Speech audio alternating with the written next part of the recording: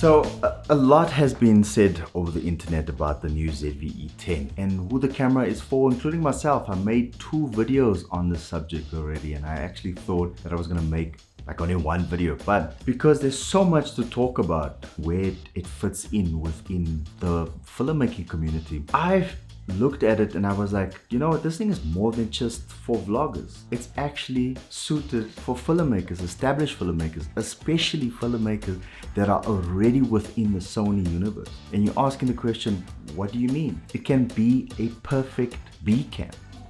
Think about that. So hear me out. Not everybody has an A7 III, an extra A7 III laying around, or an FX3 to vlog. So generally your vlogs would be like this at the moment, but sometimes you would need a different angle just to spice up the conversation that you have in your vlog. So ideally you would want a second camera, but not everybody has kind of cash laying around to purchase like an A7S III for vlogging. So something like that's a little bit more compact, that is affordable, like the ZV-E10, is perfect if you within the Sony ecosystem already, and to be able to match your 2 different cameras that you're using would be ideal, because then you can shoot in S-Log, you can shoot in HLG, you can shoot in Cine, whichever profile you pick. Makes it easier to obviously match the colors, but at a cheaper price. So even though with the APS-C crop sensor that's on the ZV-E10, you know, you get the rolling shutter. If you have it on a tripod, it probably doesn't even matter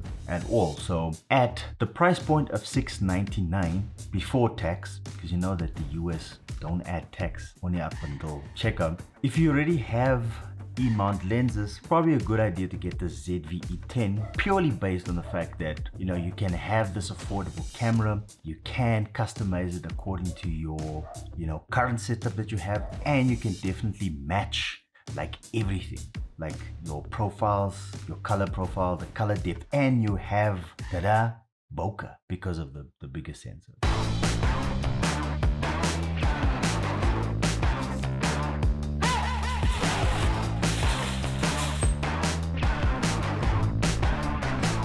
I just got like a couple of plants for the studio, because you know the studio is just looking like lifeless, so I got some plants to make it look nice. Yeah. I feel good when I'm walking down the sunnified street. Say hello and high five everyone I meet. Let the good times roll all around, I feel good.